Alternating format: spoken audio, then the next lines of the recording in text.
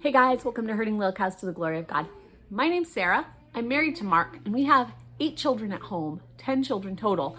And our oldest daughter she has a baby of her own. So she's outgrown married and all of that stuff. So we've been doing this baby thing for a long time.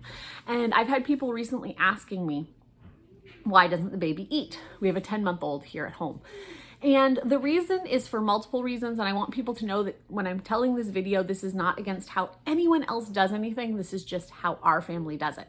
In all of this time of raising kids, they have changed a lot of different rules. The car seat rules, the how babies should sleep rules, the what babies should eat, what babies should take for medicines and vaccines and that type of thing. Lots of different things have changed. So over that course of time, we started Virginia in the typical baby way of that time, where she nursed until she was about 6 months old, and then we started purees. Virginia did totally fine with puree food, baby food in the jar type thing. I also would make my own baby food, so I'd go to like the farmer's market and buy broccoli, and I'd cook it up and then mash it and put it in the freezer, all of that stuff. She did fine with all of that except for peas, and we found out now she doesn't really like cooked peas. Going into adulthood, she doesn't really like cooked peas. So we never had a problem with that. With Naomi, we never had a problem with foods. We did the same kind of course of action. But I had less time at that point, so I went quicker from purees to table food, where I would take like a banana and mush it up, or if we had like cooked carrots for dinner, I'd mush those up, just because I had less time. Then we got to Samuel. Samuel was a totally different little boy. And we were traveling at this time, so we weren't right here where we had our normal pediatrician. We did have like urgent cares and stuff we could take for those types of things. But in this case, he just wouldn't eat. And so when we came back for one of our visits here to Maine, I got an appointment with the doctor to say, is something wrong with him? Because he would gag every time I gave him pureed food. And so I thought maybe he had like a swallowing issue or something. Well, come to find out, Samuel just didn't like purees. And it was till he was about 4 that he couldn't eat applesauce because he would gag on that texture. I don't know why, that just happened. So that made me really start rethinking, like, how do you give foods?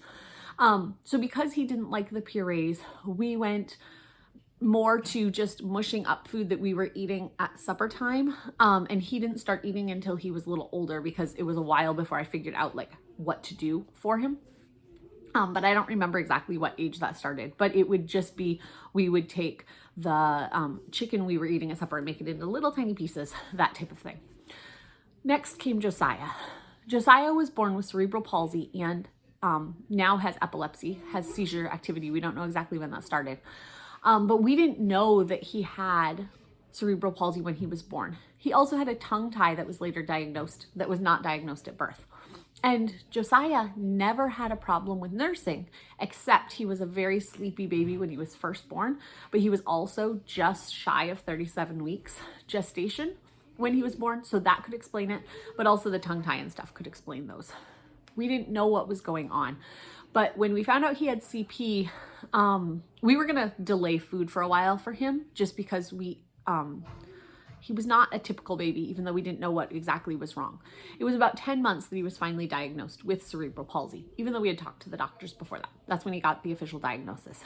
And we started doing therapy in our home with a local therapy group through Child Development Services here in Maine.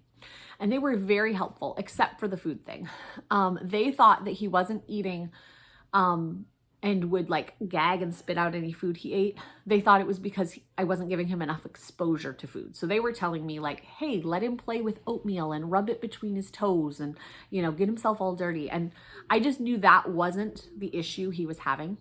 So through some trial and error, I, as a mom, was able to figure out that Josiah couldn't really feel the left side of his face, and the left side of his tongue.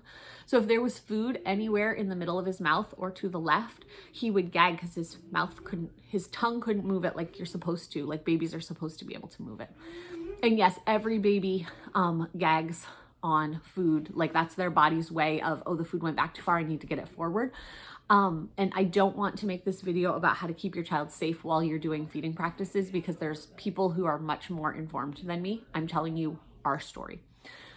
Josiah would gag easily on food if it was on the middle to the left side of his mouth. And I might be backwards to you guys, but middle to left side of his mouth. If it was on the right side of his mouth, he could eat it. So we finally figured out that if I took baby food, we started with purees with him. If I took the baby food and I put it on the inside of his right cheek, or like over here near that edge of his tongue, he could do it. And so we were able to get him eating. But Josiah also was never able to take a bottle. He was never able to really figure out a cup until well after he figured out the food thing. And so that made me start really looking at, what should I do for babies? And over all of this time, things were changing on what you should do. Like I had a peanut sensitivity, which went away after I got pregnant, but I had a peanut sensitivity when I was a kid. And so when Virginia was first born, they said, because you have a peanut allergy, there's likelihood that she could have one. So don't give her any peanut or peanut butter until she's 4. Well, now they say, give it to your child at like 6 months. And you can look up these numbers.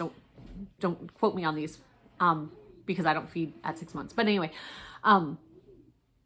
give it to your child earlier because it helps them to not have exposures later. So all of this has changed over the years. Doctors and nutritionists have gone back and forth and are very different. So for our family, I started researching for after Josiah, and I found something called baby-led weaning. So I do a mix of baby-led weaning and purees, you would say. I think traditional baby-led weaning is something that the child can hold and gnaw on or put in their own mouth. We also will mash up something from our plate, like I was mentioning before, like carrots or a banana. Once they get a little bit older, like smushing a black bean and giving them that so that it breaks the skin, smushing a blueberry. And so we wait till almost a year to start food.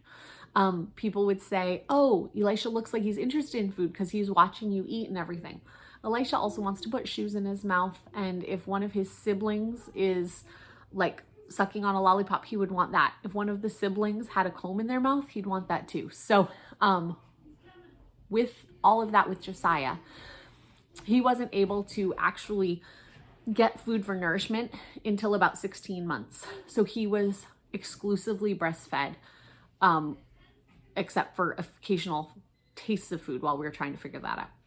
My body makes enough milk and a high enough calorie density of milk that he was able to thrive on his growth curve the entire time, on just my milk. So I know for me, and how my pattern has gone, my babies thrive well. If you look at Elisha, who's the 10-month-old, almost 10-month-old now, he definitely has enough food. It's not a problem.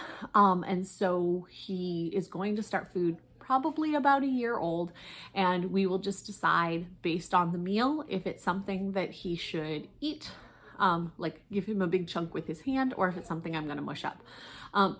If you've haven't done this before, some good foods to start your baby, and again, go look things up, but egg yolks are okay for babies, not egg whites. Egg whites are the part they could be allergic to, so look more carefully into those. But egg yolks, avocado is a good first food. Beef broth or chicken broth is a good first food. Banana. I don't typically start with grains because grains are a little harder to digest. Again, with Virginia, one of the first foods we started on was rice cereal because that's what was being advised at the time. I don't know what's being advised for babies right now because I don't go with just what everyone else is saying. I go with what we're doing because it has worked for my kids. So again, this is not medical advice for anybody. This is just telling you why you do not see Elisha eating at the table yet. Follow along and maybe you'll get to see what our feeding journey looks like for him. And if you are looking at feeding your baby in any way, whether it's purees or baby-led weaning, babies are going to gag on the food. So it's very important to look up the difference between gagging and choking. Gagging, they tend to get really red, they tend to get loud, they tend to get really, really frustrated. If they're choking, they tend to turn blue and make no noise. Big difference in those two. It's not appropriate to hit a child's back to get something up because that can just lodge something further down. If they are only gagging, it's best to watch what they're doing. But again, I'm saying that you should go look up videos to see what that actually looks like to help your baby in your home. So thank you for joining us. We'll see you guys next time on Herding Little Calves to the Glory of God.